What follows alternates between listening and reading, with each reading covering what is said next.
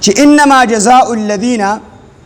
بشک سزا ده کسانو یحاربون الله چې دوی جنگي د الله سره ورسوله او د هغه د رسول سره ويسعون او دوی کوشش کی فی الارض پزماکه کې فسادا د فساد دی پزماکه کې د فساد کوشش کوي مدینه منوره ته خلق د مسلمانېدو د پاره راتلل نو پلاره کې بچا ډاکه او غرزولا او سکسانی قتل کړل سونه مال واغستو سی او يرول نو په دغه ټیم کې دا حکم الله پاک راولېګو نو انما جزاء الذين بشک سزا ده کسانو یحاربون الله ورسوله چې دوی جنگي د الله او د رسول سره نو د الله او د رسول سره جنگ نشي کولی خو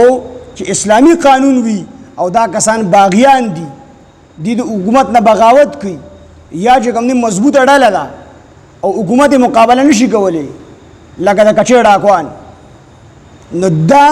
چې حکومت مقابله نشي کولی او دا خلق امت عامه ته نقصان رسی مسلمانانو ته نقصان رسی انسانانو ته نقصان رسی هغې ته تکلیف وررسي نو دی د الله حکم ماتي د الله د پیغمبر حکم ماتي نو دا داسې ده چې دی د خلکو سره جنګ نه کي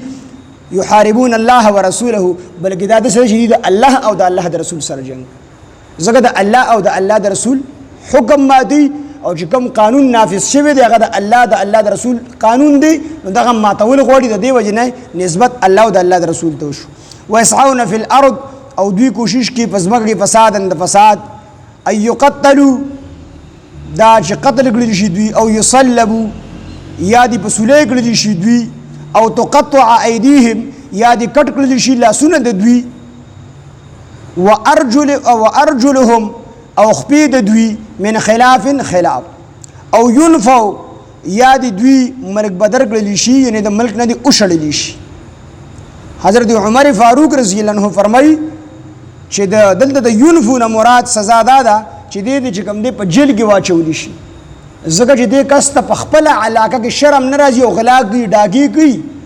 نو دسه کس چې دې د ملک نه اوشړې نو الته بیا زیات رواني کوي نو د دې وجنه حضرت عمر فاروق رضی الله عنه فرمایي چې دې په جیل کې واچول شي د ينفو مطلب څه دی چې دې په جیل کې واچول شي او دک مسلک د امام ابو حنیفه رحمه الله دی هغه فرمایي د جیل کې واچول شي امام شافعي غالبا فرمایي چې دې د ملک نه اوشړل شي او امام ابو حنیفه رحمه الله فرمایي چې دې په جیل کې واچول شي د زینو کې بعضي مفسرین او غنیین او واقعیا ذکر کړی دا چې نبی عليه الصلاه والسلام مدینه منوره څخه خلق رالل د مسلمانانو د پاره او چې کله مدینه منوره ته ورسېدل نو مدینه منوره کې خواب ابو هواب السمرانه لاله خېټه خراب شو شکایت رسول الله صلی الله علیه وسلم ته چې مونږ د پيو عادت خلق یو د سبزو او دلته د ګډ وډو خوراکونو مونږ لخېټه خراب کړ نو نبی عليه الصلاه والسلام ورسره یو کس ورملګری کو ورته یو چې په پلان کې ځای کې زمونږ بیت المال دی ورشه او د بیت المال نه اوخان بیت المال چې کوم نوکر دلته چې کوم مقرر دی په بیت المال باندې هغه ته وایي چې تاسو له اوخان درکې او هغه ځای هم کولاو دی او د اوخانو په هلته کې اوس کې خډیر زیات چې تاسو برابر شي دی چې کله لاړل هلته دوه کسانو یو د سودا دپاره لاړل بازار ته یو کس پاتې شو دی په مې اوس کل اته کسانو خو برابر شو نو دی سوچ وکړو چې یاره دا خو یو کس دی قتل به ګو او اوخان به دې بوزو نو هغه کس د بیت المال چې کوم کسو هغه ډېر په بېدردۍ سره قتل کړو تر دې پورې چې د هغه سترګو کې ګرم سیخان ور ووخند سترګو نظر یې ولا ختم او ډېر په بېدردۍ سره قتل کو او په آخره کې هغه اوبه وغوښتلې دي ولا اوبه هم ورنه کړل او خان ځان سره والل وتښتېدل مدینې منورې ته چې کله رسول الله صلی الله علیه وسلم د خبر وشو چې دا شان هغه کسان تللي دي د بیت المال چې کوم کس دی هغه هم وجلې دي او خان هم وتښتول نبي علیه السلام کسان ورپسې کړل صحابه کرام رضوان الله علیهم اجمعین ورسېدل دغه کسان یې راوستل او هغې د دې خبرې اقرار وکړو چې بالکل موږ دا کس وجلی دی او په سترګو کې مو ولا ګرم سیخان والي دي او په آخره ټایم کې د اوبه هم وغوښتلې موږ له د غصې نه اوبه هم نه دي ورکړی ډېر تشدد او ډېر ظلم سره مو دا کس وجلی دی نبي علیه السلام حکم جاري کړو دی په سولی کې او درې ورځو پورې نبي علیه السلام وفرمیل دی په سولی او په دې خېټه کې په نیزه باندې وخی ځکه چې دوی ډاکه کړې ده نو دی دغه اته واړه کسان یې هلته کې پانسي هم کړل په نیزو باندې درې ورځو پورې والي کېدل دا چې کوم دی 3 ورځو پورې دې دغه سزا د ډاکې ورکړله خو د ډاکې مختلف صورتونه دي نو د دې وجې نه دلته د ډاکمارو دپاره مختلفې سزاګانې ذکر کړي شریعت انما جزاء الذين بشک سزا د هغه کسانو یحاربون الله ورسوله چې دوی جنګ د الله او د رسول د هغه سره ويسعون فی الارض او دوی کوشش کوي په ځمکه کې فساد د فساد یعنی په ځمکه کې فساد کوي ډاکې اچي دغه رنګې غلاګانې کوي ای یقتلوا چې څوک فساد کوي ای یقتلوا دا چې قتل کړلی شي دوی چې فساد کوي دا چې دي قتل کړلی شي ډاکې مختلف صورتونه دي او تاسو ته ما د مدینې منورې چې دا کوم خلک راتلل لارو ډاکوانو ولوټل نو په هغې کې هم بعضې کسانو تش قتل کړی بعضو یو کس قتل کړی هم دی پیسې دې هم اخیستې دي بعضو چې کوم دی صرف پیسې اخیستې دي نو مختلف صورتونه دي ای یقتلوا دا چې قتل کړلی شي دوی نو کو چا په ډاکه کې ډاکه وغورځوله او د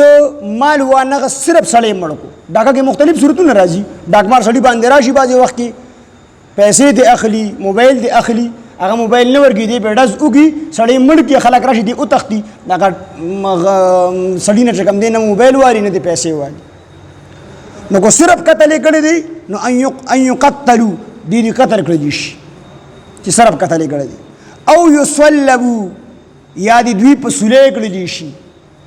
نو کو قتل یې کړی دی پیسې اخیستي مال اخیستی دی بیا په سولې کېږي سولې څه مطلب غاړې ته به له پانسي واچولی شي او ځوړن به کړلی شي او په نیزه به یې په دې خېټه کې وي داسې په دې خېټه کې په نیزه باندې وي په دې حالت کې به یې مړ کړي ځکه د 2 جرمونه کړي دي یې کس قتل کړی دی یې مال اخیستی دی دته به 2 سزاګانې ورکېږي به دې په سولې کېږي به په نیزه باندې والي کېږي چې دې قتل شي او یصلبو یا دې په سولې دوی په سولې کړلی شي او تقطع ایدیهم وارجلهم او یا دې کټ کړلی شي لاسونه د دوی او خپې د دوی ګډوډ یا یو کس تش قتل کړی دی نو دی به صرف قتلیږي یو کس قتل کړی دی مال اخیستی دی نو دی به په سولې کېږي غاړې ته به پانسي واچوي اوچت به شي او په دې نیزه به یې په دې خېټه کې وي 2 صورته شو دریم صورت دا دی چې یو کس قتل نه دی کړی خو مال یې اخیستی دی په زور باندې په زور چې مال واخیستی شي دی ته ډاکه ویلی شي او چې په پټه چا جیب ووایي دی ته غلا ویلی شي نو د غلا او د ډاکې سزا جدا جدا ده نو یو کس صرف ډاکه کړې ده پیسې اخیستې دي مال یې اخیستی دی قتل یې نه دی کړی نو د څه سزا ده د ده سزا دا ده چې دا لاس په دې ځای کې او دا خپه په دې ځای کې چې دا لاس دی نو دا خپه به یې کټ کېږي او که ښې لاس یې ته کس کو کټ کو نو ګس خپه به کټ کوئ نو یا ښې لاس ګس خپه او یا ښې خپه او ګس لاسو الټا به چې کوم دی کټ کېږي خو دې ځای کې به کټ کېږي او طریقه دا چې دا به کټ کړي تیل به ورته تاوده کړي هغه وخت کې چې کومه طریقه وه دا به ډایرکټ په هغه تودو تیلو کې ورته ورنن باسي دا ځای به راغونډ شي نو دا د ډاکې سزا ده چې الټا به د لاس او خپې کټ کېږي تشه ډاکه یې کړې ده قتل یې نه دی کړی صرف ډاکه یې کړې ده نو بیا سزا دا ده چې او تقطع ایدیهم وارجلهم من خلاف چې یا دې کټ کړلی شي لاسونه د دوی او خپې د دوی من خلاف ګډوډ او ينفو من الارض یا دې ملک بدر کړلی شي د ځمکې نه یا دې وشړلی شي د ځمکې نه د ځمکې نه شړل دا دي امام ابو حنیفه رحمت الله علیه وي چې دې د جیل کې واچولی شي ځکه د دې نه دلته سړي ډاکه وکړله تا وشړو مثال په طور د دې ملک نه بل ملک ته وشړو یا د دې کلي نه بل کلي ته وشړو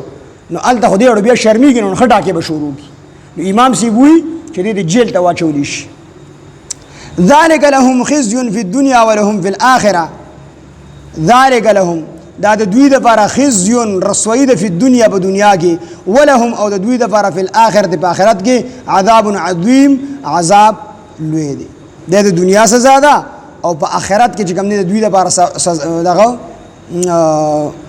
سزا چې کوم دی ډېره زیاته ده بیا